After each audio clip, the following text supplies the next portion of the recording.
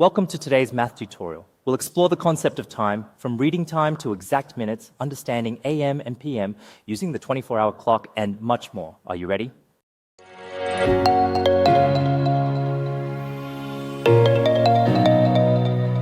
Let's start with the basics. How do we read time down to the exact minute? Good question. On an analog clock, the minute hand points to specific markings, each representing 1 minute. For example, if the minute hand is at 3, it's 15 minutes past the hour, and if it's at 7, it's 35 minutes past. By combining this with the hour hand's position, we can read the exact time, like 3:15 or 7:35. So what's the difference between AM and PM? AM and PM are used to distinguish between morning and evening. AM, or ante-meridium, covers from midnight to noon, while PM, post-meridium, covers from noon to midnight. So 7 a.m. is in the morning and 7 p.m. is in the evening? Exactly. It helps clarify when events are scheduled, especially in our 12-hour clock system. Now, how does the 24-hour clock work? The 24-hour clock counts from midnight to 23:59, representing the entire day in a continuous count. For example, 1 p.m. becomes 1300 hours, 7 p.m. is 1900 hours, and so on. So it removes the need for AM and PM? Correct. It's widely used in transportation, military, and some workplaces to avoid confusion. Can we go over the units of time and how to convert them? Sure. We have seconds, minutes, hours, days, weeks, months, and years.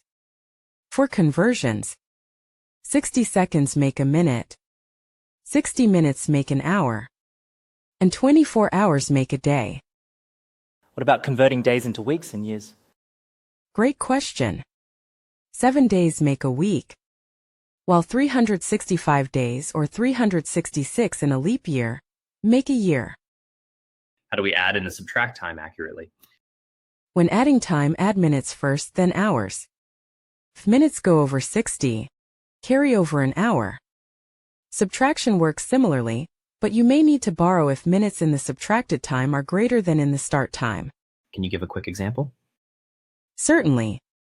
If it's 3 hours and 45 minutes, and we add 2 hours and 30 minutes, it totals 6 hours and 15 minutes. For subtraction, like from 4 hours to 1 hour and 30 minutes, the result would be 2 hours and 30 minutes.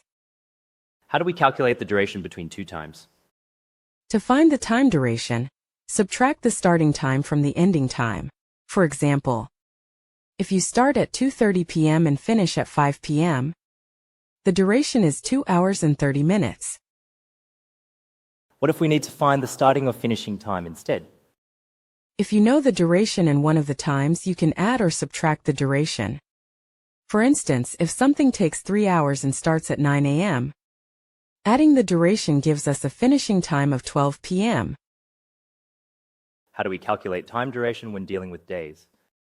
For longer durations, count days as a base unit. For instance, 3 days from Monday is Thursday. If it's weeks, just multiply by 7. If you have a start date, count forward or backward for the duration. That's a great breakdown of time. Thanks for covering everything so clearly. Time is essential to keep organized, and understanding it fully can make a big difference. Thanks for watching.